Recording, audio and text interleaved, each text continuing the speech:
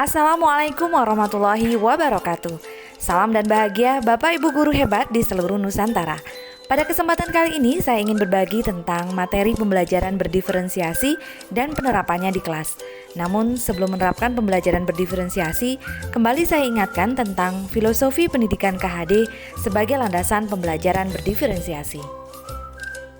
Nah, bagaimana sih pemikiran Ki Hajar Dewantara tentang pendidikan yang berpihak pada murid itu?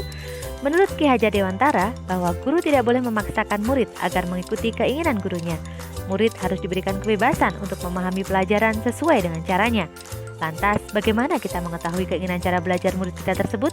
Salah satu cara yang telah saya lakukan di kelas adalah dengan tes diagnostik. Tes diagnostik adalah tes yang digunakan untuk mengetahui kekuatan dan kelemahan siswa ketika mempelajari sesuatu sehingga hasilnya dapat digunakan sebagai dasar memberi tindak lanjut. Berdasarkan hasil survei yang saya lakukan, ternyata masih banyak siswa yang di SD belum mendapatkan pelajaran bahasa Inggris. Sebagian juga tidak menyukai bahasa Inggris. Ini merupakan tantangan besar bagi saya sebagai seorang guru bahasa Inggris untuk membuat kelas nyaman bagi mereka.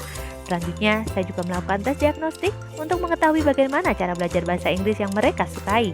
Ternyata mereka suka belajar dengan cara membuka kamus, mendengarkan lagu, menonton film, membaca buku, membaca cerita bahasa Inggris, menonton video YouTube, dan belajar melalui game.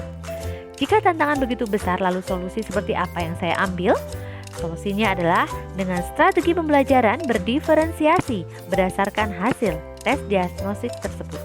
Sebenarnya apa sih pembelajaran berdiferensiasi itu? Pembelajaran berdiferensiasi adalah pembelajaran yang mengakomodir kebutuhan belajar murid.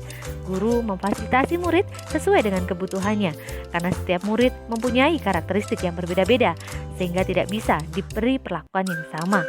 Nah, ada 3 strategi dalam pembelajaran berdiferensiasi. Pertama, diferensiasi konten dalam penyampaian materi. Berdasarkan hasil survei, maka siswa yang sudah mendapatkan pelajaran bahasa Inggris di SD dan yang belum mendapatkan pendampingan yang berbeda. Pendampingan klasikal diberikan kepada murid yang telah mendapatkan bahasa Inggris di SD, sedangkan pendampingan individu untuk murid yang belum mendapatkan bahasa Inggris di SD. Kemudian untuk hasil diagnosa tentang bagaimana cara murid belajar mendapatkan perlakuan yang berbeda dalam kegiatan pembelajaran. Inilah yang dinamakan diferensiasi proses.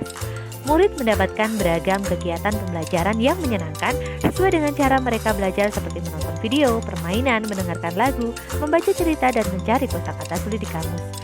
Terakhir, bagi murid yang tidak suka pelajaran bahasa Inggris, bisa kita tingkatkan rasa sukanya dengan mengetahui hobinya. Dari beragam hobi, saya mendiferensiasikan produk. Murid bisa membuat beragam produk dari tema yang sama. Kesimpulan dari yang saya sampaikan adalah mari kita sebagai guru belajar untuk memahami latar belakang murid agar mereka bisa belajar sesuai dengan minatnya.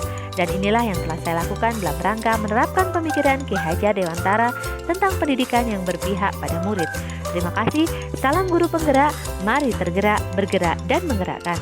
Wassalamualaikum warahmatullahi wabarakatuh.